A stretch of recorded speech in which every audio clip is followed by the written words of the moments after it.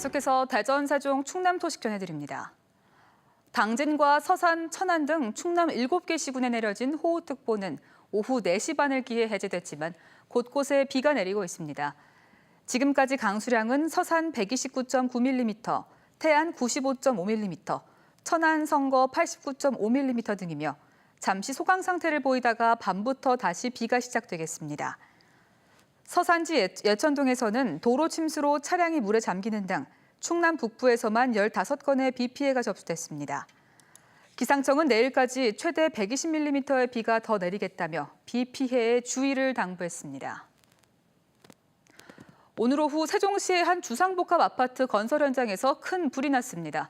수십 명의 부상자가 발생한 가운데 실종자도 있어 소방당국의 구조 작업이 진행되고 있는데요. 자세한 소식 화재 현장에 나가 있는 취재기자 연결해 알아보겠습니다. 이승섭 기자, 그곳 상황 전해주시죠. 네, 저는 지금 세종시 세롬동 아파트 공사장 화재 현장에 나와 있습니다. 화재가 발생한 지 5시간 가까이 지났지만 제 뒤로 보시는 것처럼 아직까지 현장 곳곳에서 검은 연기가 뿜어져 나오고 또 매캐한 냄새가 코를 찌릅니다. 불이 난 건 오늘 오후 1시 10분쯤입니다. 이 사고로 건설 현장 노동자 32명이 연기를 마셔 병원으로 옮겨졌고 이 가운데 4명은 중상이지만 생명에는 지장이 없는 것으로 알려졌습니다. 화재 당시 노동자 150여 명이 현장에 있었는데요. 이 가운데 3명이 실종된 상태여서 소방당국이 구조 작업에 총력을 기울이고 있습니다. 조금 전 실종자로 추정되는 남성 2명이 숨진 채 발견됐습니다.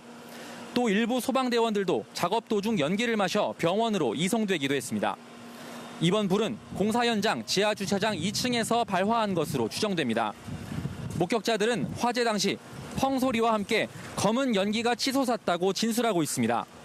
소방당국은 대응 2단계를 발령하고 진화 작업에 나섰지만 불이 난 지하에 인화성 물질인 단열재가 많아 불길과 연기가 커 아직 완전히 불길을 잡지 못한 상태입니다.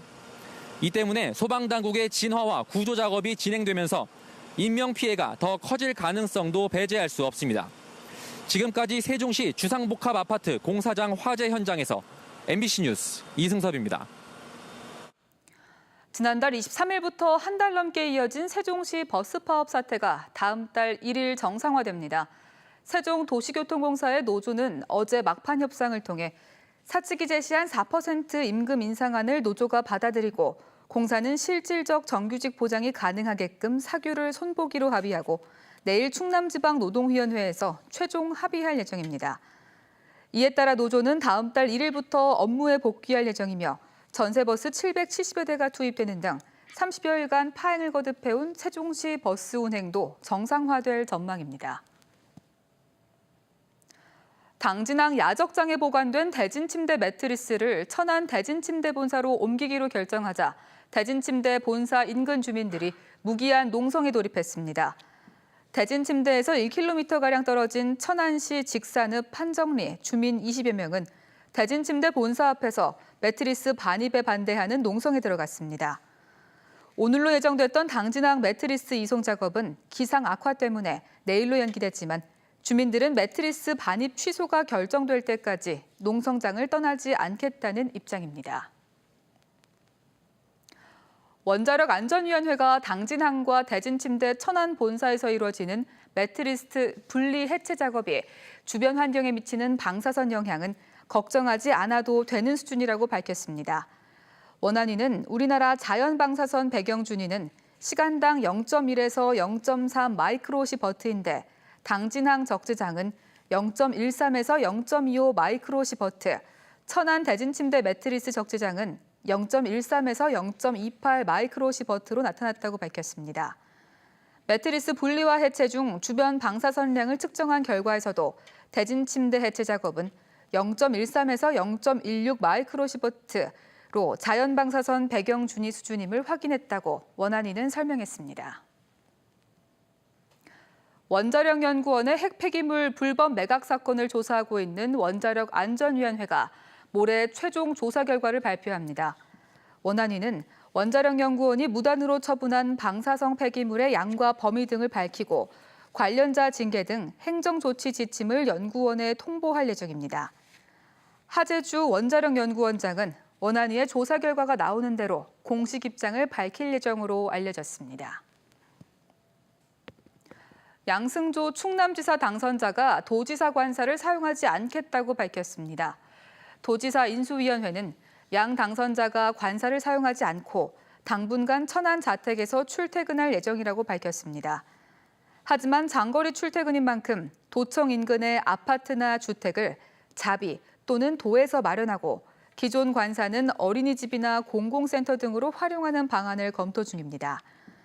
지방자치단체장 관사는 권위주의 시대의 산물이란 주장과 정무적 기능의 시설물이란 의견이 팽팽히 맞서고 있으며 전국 17개 광역단체 가운데 7곳이 사용하고 있습니다.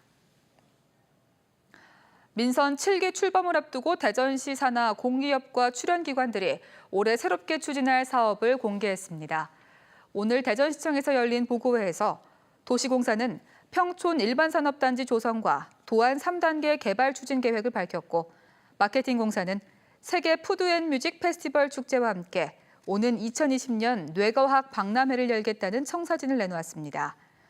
이응노 미술관은 휴관일인 월요일을 활용해 노인과 장애아동을 위한 교육 프로그램을 새로 만들 예정이고 대전복지재단은 교통약자 이동지원센터를 운영할 계획입니다. 정부가 지난 23일 타계한 김종필 전 국무총리에게 국민훈장 가운데 최고 등급인 무궁화장을 추수한 것에 대한 찬반 논란이 거센 가운데 대전 참여연대도 반대 입장을 발표했습니다. 대전 참여연대는 논평을 내고 훈장 수여의 법적 근거인 상훈법은 나라에 뚜렷한 공적을 세운 사람에게 수여한다고 규정하고 있다며 5.16 군사 쿠데타와 중앙정보부, 굴욕적인 한일협정을 공적으로 인정해야 하느냐고 주장하며 훈장 추서 철회를 촉구했습니다. 한편 김 전 총리는 내일 서울에서 연결식을 치른 뒤 모교인 공주고등학교 교정을 들러 고향인 부여군 외산면에 마련된 가족묘에 부인과 합장으로 묻힐 예정입니다. 행정안전부가 개인정보 보호를 소홀히 한 기관 20곳을 공개한 가운데 지역에 위치해 있거나 연고가 있는 기업이 다수 포함됐습니다. 이번에 공개된 기관은 개인정보보호법을 위반해 과태료를 1,000만 원 이상 받은 곳들로 개인정보 안전성 확보 조치 등을 위반한 세종시 전동면에 있는 농업회사법인 베어트리파크를 비롯해 대전과 충남의 사업장이 있는 한국타이어와 남양유업도 이름을 올렸습니다. 대전시립 면정국악원 일부 직원들이 건강검진을 한다며 휴가를 낸 뒤 실제 검진은 다른 근무일에 받은 사실이 대전시 감사에 적발됐습니다. 대전시 감사관실에 따르면 면정국악원 직원 36명은 지난 2016년부터 지난해까지 50여 차례 건강검진을 받겠다고 휴가를 신청한 뒤 출근도 검진도 하지 않은 채 부당하게 휴가를 사용한 것으로 확인됐습니다. 대전시는 해당 직원들에 대해 주의 조치를 내릴 것을 요청하고 특히 부당한 휴가 사용으로 휴가 일수를 초과한 직원 12명의 경우 결근 처리와 함께 107만 원을 회수 조치하라고 요구했습니다. 한 표 차로 청양군 의원에 당선된 무소속 김종관 당선자가 낙선한 민주당 임상기 후보에게 공세 중단을 촉구했습니다. 김 당선자는 청양군청에서 기자회견을 열고 자신도 임 후보처럼 투표지에 자국이 남아 무효 처리된 표가 있다며 3번의 재검표를 거쳐 나온 결과인 만큼 승복하라고 촉구했습니다. 김 의원은 임 후보 측이 선거관리위원회에 소청 신청을 한 것은 집권당과 무소속의 싸움으로 몰고 가는 것이라고 주장했습니다. 대전 충남의 가계와 자영업자 부채 규모가 126.5조 원으로 지난 5년여 동안 11.7%가 늘어 전국 평균을 3%가량 웃돌았습니다. 한국은행 대전충남본부는 자영업자 부채가 16.7%로 빠르게 늘면서 부채 증가를 주도한 것으로 분석했습니다. 지금까지 대전이었습니다.